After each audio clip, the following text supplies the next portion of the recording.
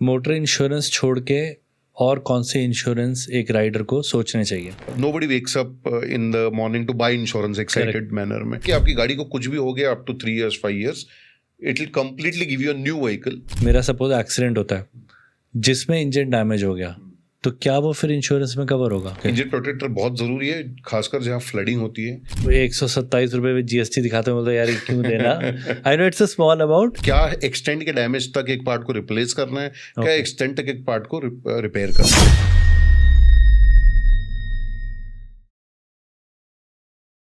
जब आपने क्लेम कर दिया और आपको सेटलमेंट आ गया है इंश्योरेंस कंपनी से, तो क्या उस सेटलमेंट को आप नेगोशिएट कर सकते हो? करना चाहिए, और करना चाहिए तो कैसे करना चाहिए? देखिए, आजकल पॉलिसी के टर्म्स एंड कंडीशंस काफ़ी आसान और सरल हो चुके हैं। तो भले ही आपने अगर जीरो डेप लिया हो तो फिर तो बहुत ही आसान हो गया, बिकॉज आपका सब कुछ पेएबल है अपार्ट फ्रॉम आपका जो बेसिक डिडक्टेबल अमाउंट जो आपका कट होता है। बट हाँ, अगर आपने कॉम्प्रिहेंसिव लिया हो जिसमें डिप्रिशिएशन कट होती है, तो उसमें आप ज़रूर चेक करें कि डिप्रिसिएशन ठीक से अप्लाई हुई है, डिडक्टेबल ठीक से लगाया गया है। But apart from that, insurance companies typically आपका जो भी पेएबल नुकसान है वो क्लियरली आपको सर्वेयर क्लियरली उसको डिमार्केट करके आपको दे देते हैं। तो उसमें शक की गुंजाइश बहुत कम रह जाती है। बट फिर भी it's better to get clarification at the time of claim कि ये पार्ट जो अपने आउट ऑफ पॉकेट एक्सपेंसेस हो रहे हैं वो क्यों हो रहे हैं, ये जानना ज़रूरी है। और उसका कैलकुलेशन एज लॉन्ग एज आपको सीधी तरह से समझाया जा रहा है, आई डोंट थिंक उसमें नेगोशिएशन का कोई स्कोप रह जाता है। मतलब जो आप कह रहे हो, जो सेटलमेंट आता है तो एकदम क्लियर पिक्चर दिया जाता है कि किस चीज़ का कितना मिल रहा है। जी, and IRDA has almost prescribed it to all the surveyors and all the insurers. Okay. You have to give a clear cut breakup of what you are settling, so that customer को कोई भी दिक्कत ना हो ये समझने में कि वो क्यों ऊपर के 100 रुपए 200 रुपए क्यों दे रहा है। करेक्ट। क्लियर कट है तो फिर ज़्यादा डिस्कशन की स्कोप नहीं होती है। आजकल काफ़ी सारे नए टर्म्स आ गए हैं, return to invoice, replacement of vehicle, zero depreciation तो आता ही था पहले से, वो भी आई थिंक कुछ साल तक चलता है, फिर इंजन प्रोटेक्शन वगैरह। तो इसके बारे में थोड़ा सा बताइए, क्या लेना मैंडेटरी है? क्योंकि थर्ड पार्टी हो गया हमारा कवर, हमारा कॉम्प्रिहेंसिव लेना है वो आइडियली यस हो गया, बाकी और क्या क्या हमें लेना चाहिए? देखिए, आपका बेसिक कंपोनेंट आता है आपका टीपी और ओनर पीए करके पर्सनल एक्सीडेंट, जो कि कंपलसरी होता है एज पर लॉ। ये तो आपका बेस होना ही चाहिए। उसके ऊपर आपका एक ओन डैमेज का एक लेयर होना चाहिए, जैसे कि आपकी गाड़ी को जो बेसिक डैमेजेस होते हैं वो पेएबल है। हालांकि इसमें एक क्लॉज होते हैं डिप्रिसिएशन के, कि हर एक पार्ट में रबर, मेटल, ग्लास, फाइबर, इसमें अलग अलग परसेंटेज की डिप्रिसिएशन लगती है रिपेयर पे।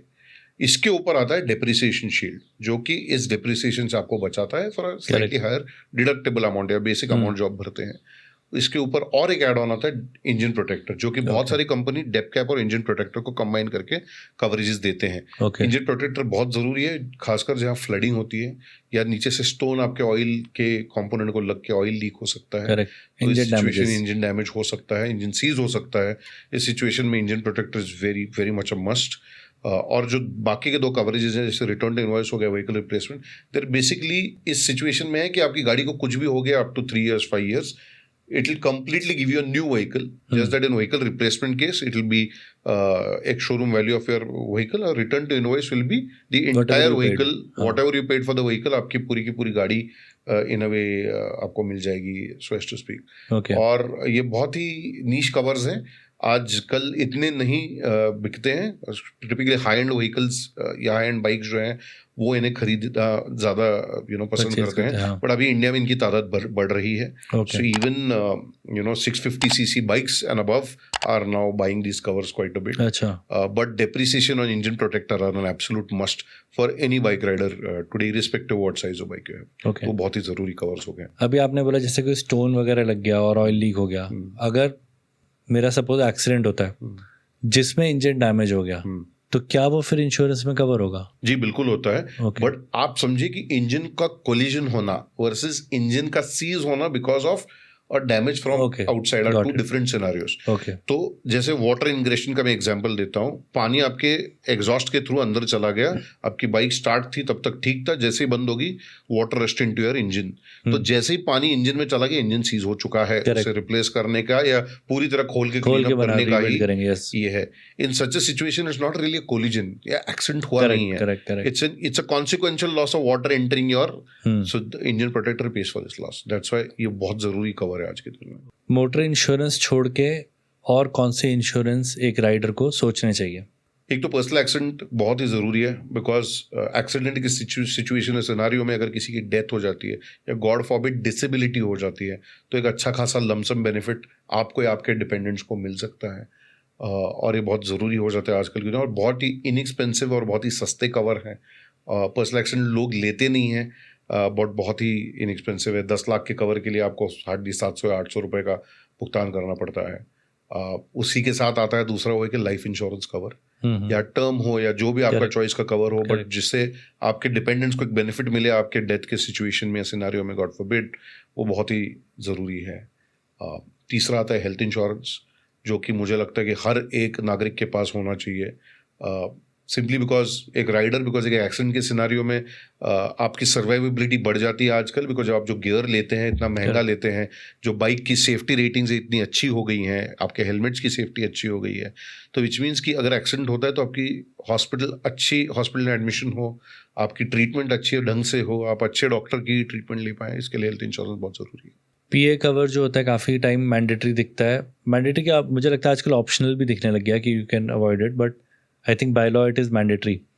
तो क्या वो लेना चाहिए, या अगर वो नहीं ले रहे हैं तो उसके अलावा हमें क्या लेना चाहिए, कौन सा इंश्योरेंस लेना चाहिए? लीगली टीपी कवर के साथ आपको ओनर ड्राइवर पीए कंपलसरी होता है। जो पैसेंजर है पिलियन का पीए होता है वो ऑप्शनल होता है। हालांकि मैं कहूँगा कि दोनों पीए लेना बहुत ज़रूरी है। और पैसेंजर पीए हार्डली 7 रुपीज़ 1 लाख रुपए का लगता है, तो आप ज़्यादा से ज़्यादा लें, बिकॉज यूजुअली आप या तो आपके दोस्त को या आपके फैमिली मेम्बर को ही साथ लेके घूमेंगे, तो ज़रूरी है कि वो अच्छा कवर रहें।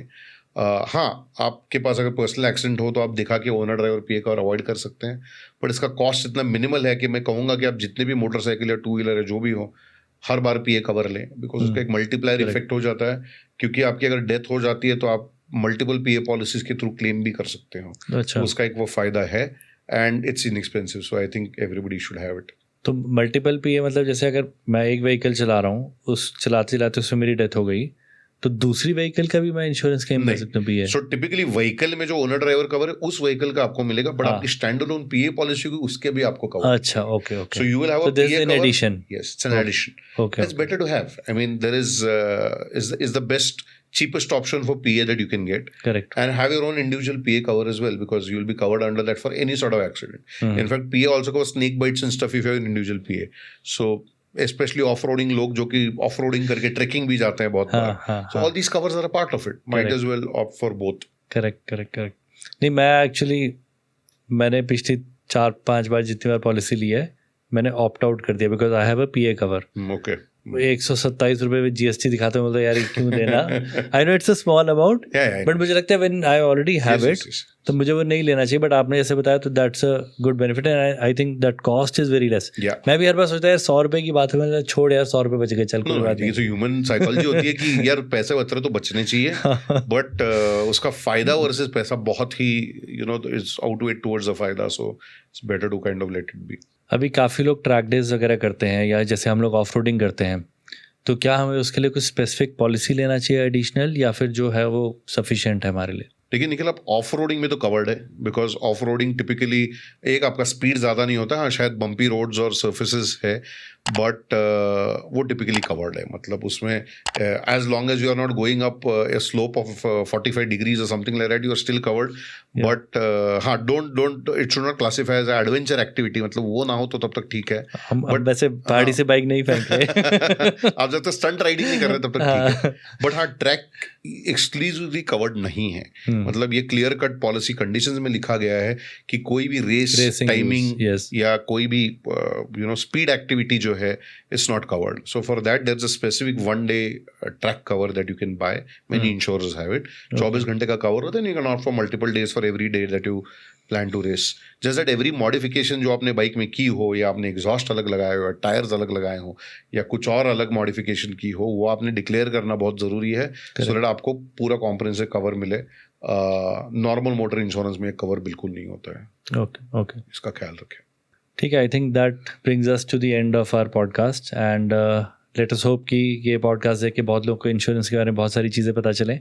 एंड जैसे मैं हमेशा अपने व्यूअर्स को बोलता हूँ, कुछ भी क्वेश्चंस है कमेंट ज़रूर कर देना, so that we can reply to you.